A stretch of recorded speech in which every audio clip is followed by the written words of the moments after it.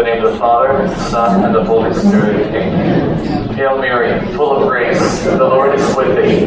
Blessed art thou amongst women, and blessed is the fruit of thy womb, Jesus. Holy Mary, Mother of God, pray for us sinners, now and at the hour of our death. Amen. Queen of Peace, pray for us.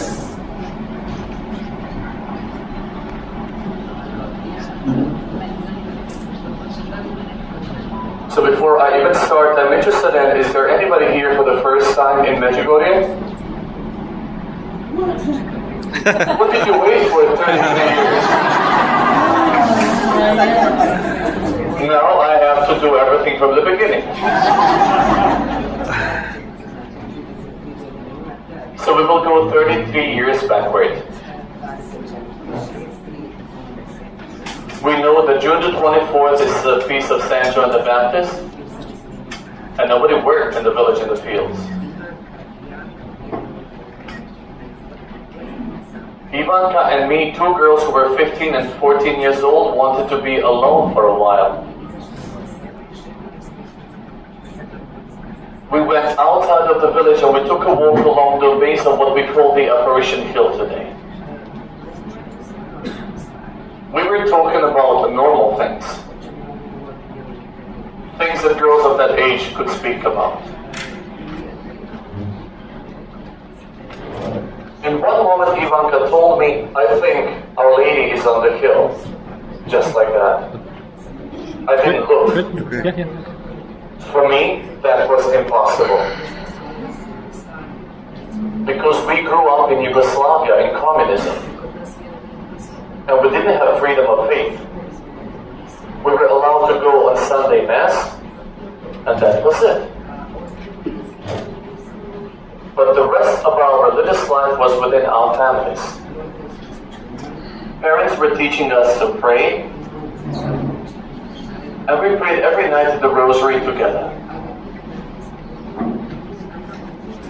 But they did not speak to us about faith a lot, because they were afraid that we as children could speak about that in school, and then they as parents could lose their home or their job. So that up to that moment I never heard about Lourdes or about Fatima. I did not even know that Our Lady could appear on earth. I thought, she's in heaven and we pray to her. So when Ivanka said that she thinks that Our Lady is on the hill, I replied to her in a little rude way. I said to Ivanka, yeah, Our Lady has nothing else to do and she would come to two of us. So I left her standing there, and I wanted to go back to the village. But as I was reaching the first houses, deep within myself, I felt such intense cold that I simply had to go back. So when I came back, I saw Ivanka on the same spot. And she said, look now, please. And among the rocks, I was able to see a woman in a long dress, holding infant baby in her arms. Everything was very strange, because nobody climbed the hill. Especially not in such a long dress with infant baby in the arms. And there was not even this path that we have today on the hill. Path that was made by pilgrims' feet. In that very moment I felt all possible emotions at the same time. Fear, beauty, misunderstanding. And what prevailed within me was simply to run away. And I ran away back home. At home, there was my grandma. And I immediately said to her that I think that I saw Our Lady. And she said to me, you better take the rosary, go to your room and pray to dear God, and let Our Lady be where she is in heaven. I didn't have strength to debate with her. because I wanted to do it that way, to pray and to be alone in prayer. Because only in that way I was able to have peace. The next day, like every other day before, I was helping my uncles, and I did not have a chance to see other visionaries. But around the same time when I saw Our Lady the day before, again I felt the same call within myself. And I said to my uncles, I have to go back to the base of the hill, something is calling me. They came along with me to see what was happening. When we reached the base of the hill, practically half of the village was already there. Because with every visionary, somebody came along. We saw Our Lady on the same spot. But this time she did not have a baby in her arms. So that day, June the 25th, 1981, which is today practically the anniversary, started our daily apparitions.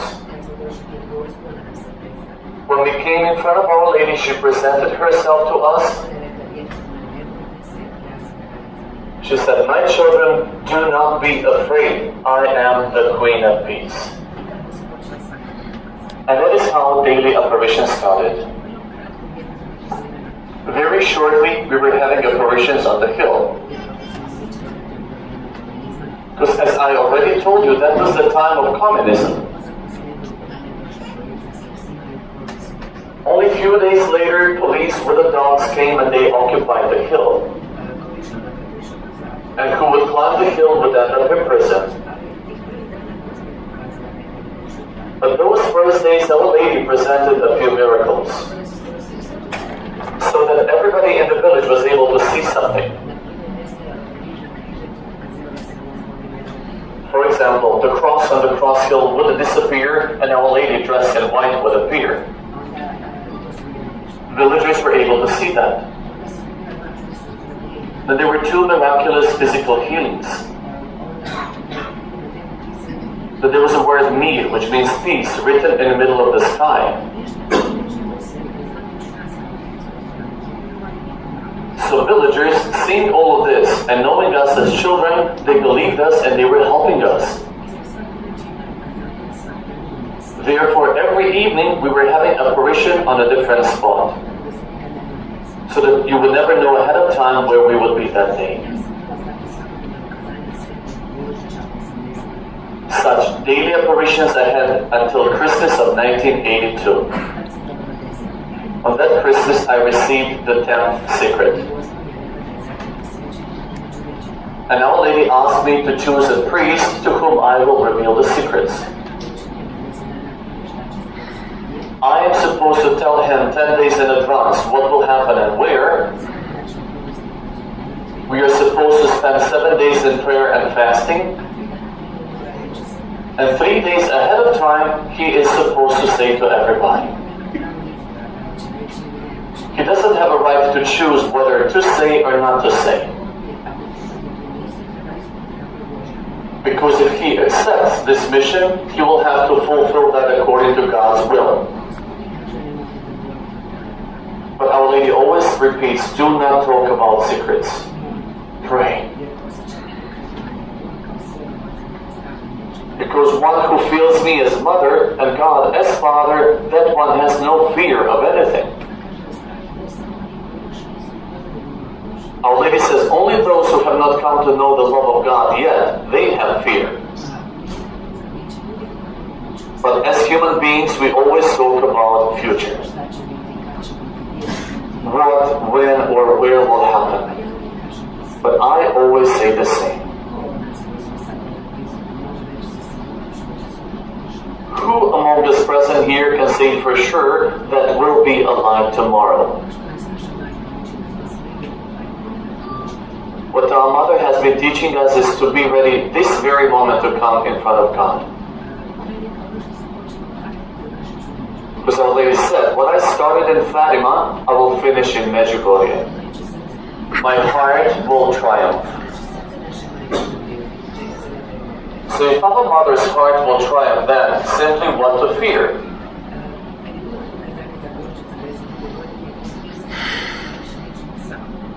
During that apparition on Christmas 1982, Our Lady said to me that I will not have her daily apparitions anymore. But that it will be once a year and every March the 18th as long as I live. But she also said that I will have some extraordinary apparitions as well. And those apparitions started on August 2nd, 1987 and still have been lasting. And I do not know until when will I have them.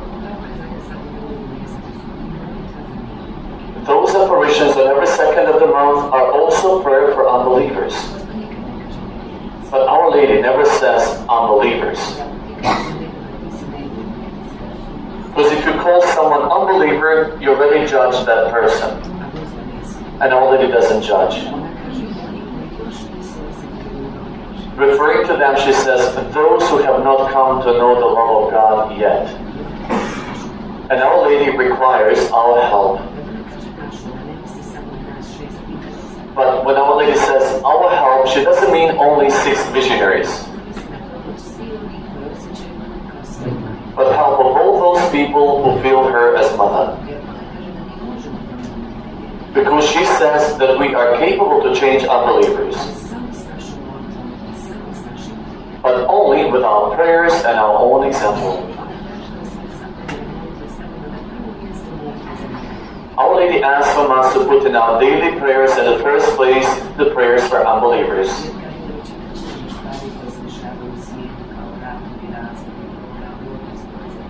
Because she says that most of the bad things in the world, like war, crime, abortions, divorces, are coming from unbelievers. And she says, when you pray for them, in fact, you pray for yourselves and for your own future. Beside prayer, Our Lady asks our example. But she doesn't ask from us to preach. She would like from us to talk with our own life.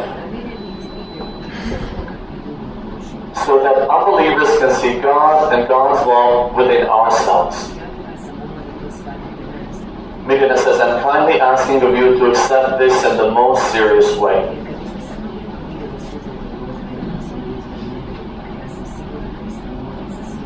Because if you were able just once to see the tears in Our Lady's face because of unbelievers, I'm so certain that you would pray from the bottom of your heart.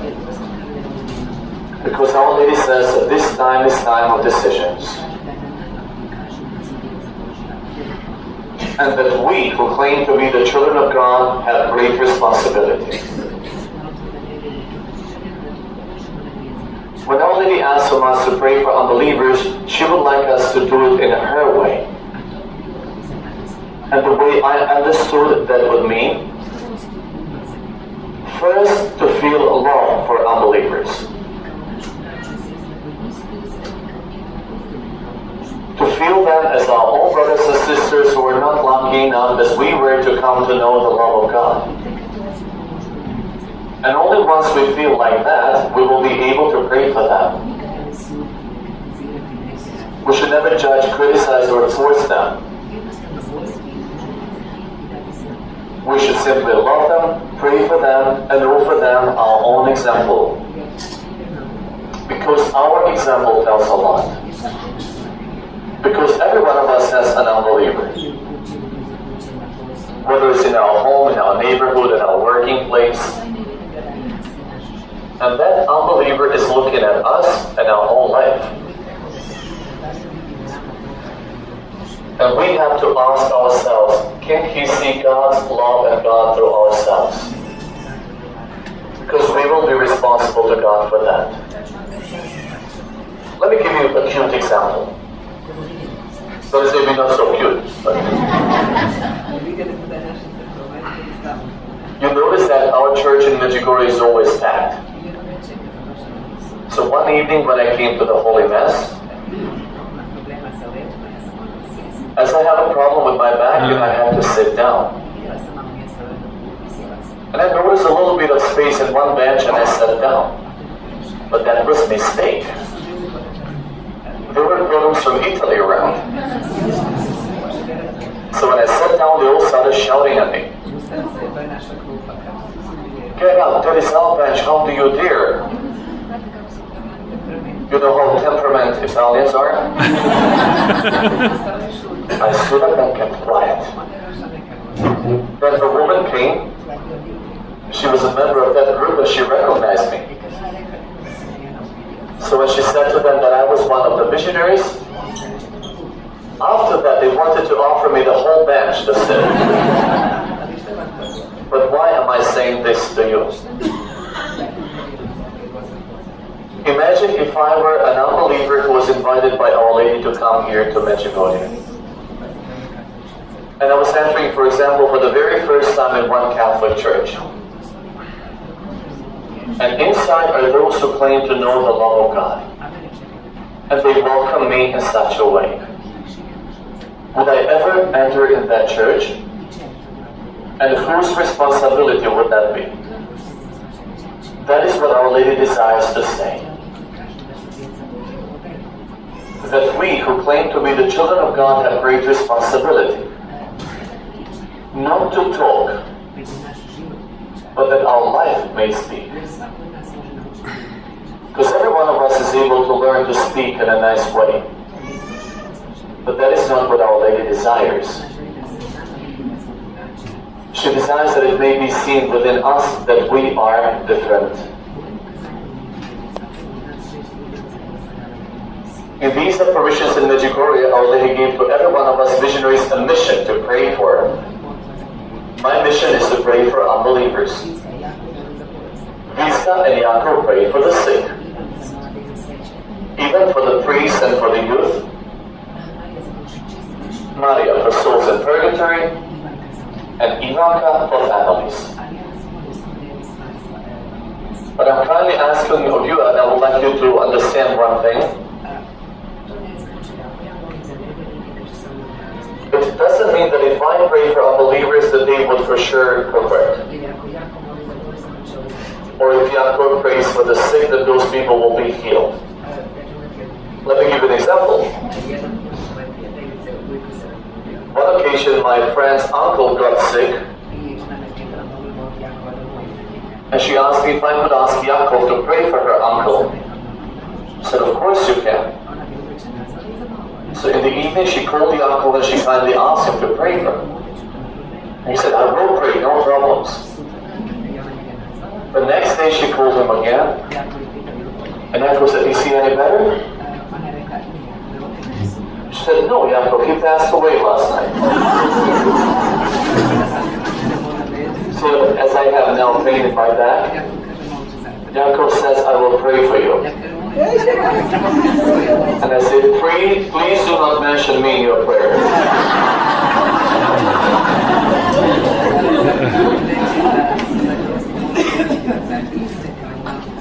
With this, I'm just trying to tell you that for Our Lady, prayers of the visionaries are equal to the prayers of any one of you.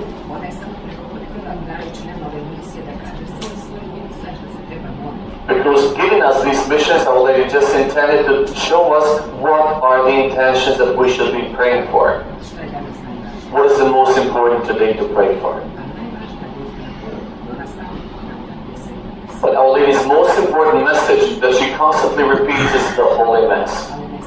But not only on Sunday. When we were children at the beginning of the apparitions, on one occasion Our Lady said to us,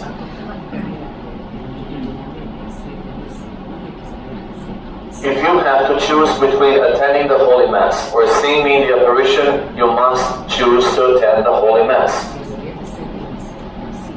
Because during the Holy Mass, my Son is with you. Because in all these years of the apparitions, Our Lady never said, pray and I will give you.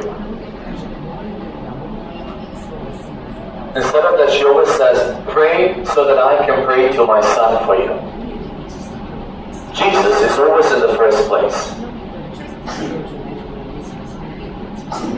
Many pilgrims, when they come to Medjugorje, believe that we, missionaries, are privileged. That it's say to us, because God will hear our prayers better than prayers of other people. Some people even think and believe that it is enough to touch us.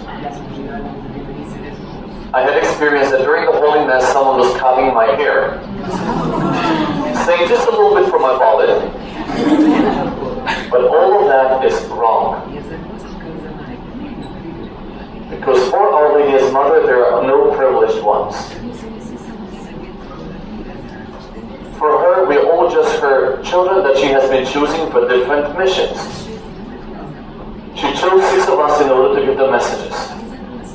But she chose every one of you. Because that is what she said in one of her messages on January the 2nd, and I think that she's addressing directly you. Because she said, "Dear children, I invited you. Open your hearts, allow me to enter. To be able to make you become my apostles." It means that we all have the same importance for our Mother. There are no those who Our Lady would hear or listen better or listen less. That is not possible for one Mother. And I learned that at the very beginning of the apparitions. You heard that I was mentioning my grandma, my uncles, because I'm the only one out of 6 visionaries who was not born here, and I was not raised here in Medjugorje. My parents are from here. But once they got married, they moved to live in Sarajevo. So that I was born and I grew up with them. But I was coming here all the time because the rest of my family was here. When apparition started, and as communists wanted to stop everything, they forced me to go back to Sarajevo. I didn't want it, but nobody was asking. Here, the situation was different. Because here, 5 of them were together, and here everybody is taught.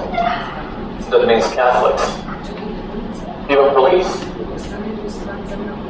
In Sarajevo, the situation was much different. Muslims and communists. Immediately they isolated our home, and every morning they would come to pick me up.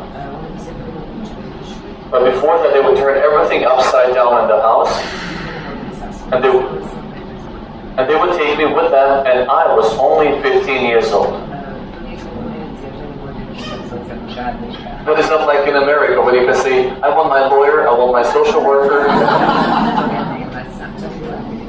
There was no such a thing here at all. Even your parents could not do anything.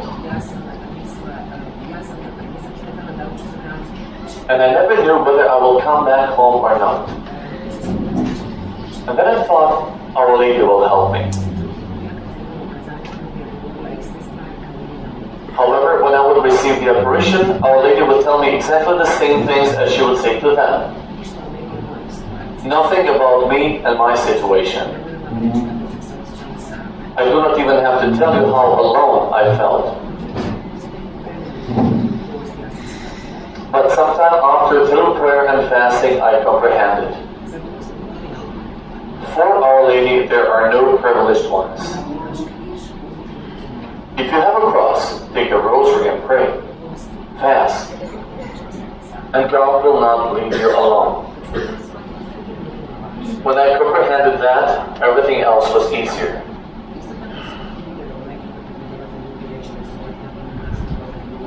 Also here, I was able to see in Medjugorje when people would come to me to say that they felt the love of God, or maybe they were healed.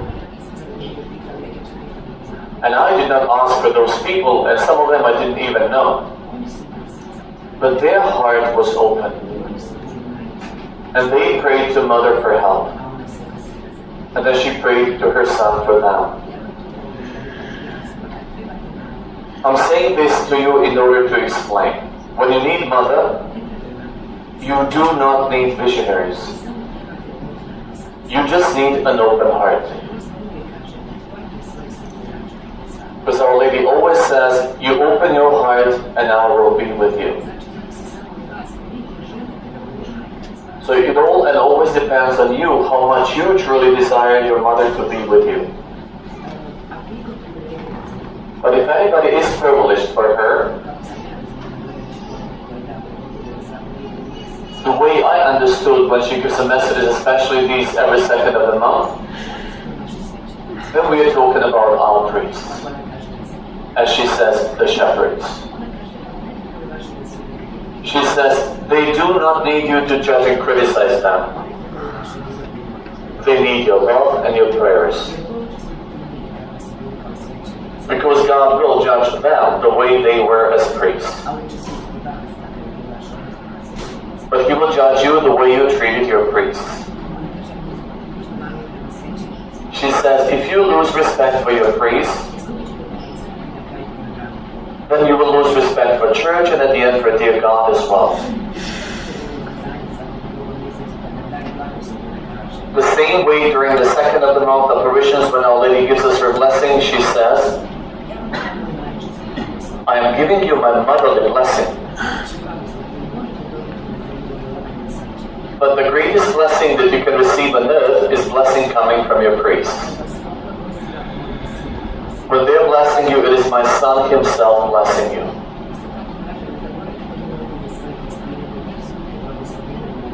She also said, do not forget to pray for your shepherds, because their priestly hands are blessed by my Son. That is why I'm kindly asking of you with all my heart. When you go back to your parishes, show to others how we should treat our priests. And if your priest is not doing the way you think he should do not walk around judging him. Take the rosary and pray to dear God for him. Because in this world that we're living in, people judge and criticize so much. And so little of love. And Our Lady desires that we may be recognized through love. And not to take in our hands what only dear God is supposed to do. Only He may judge.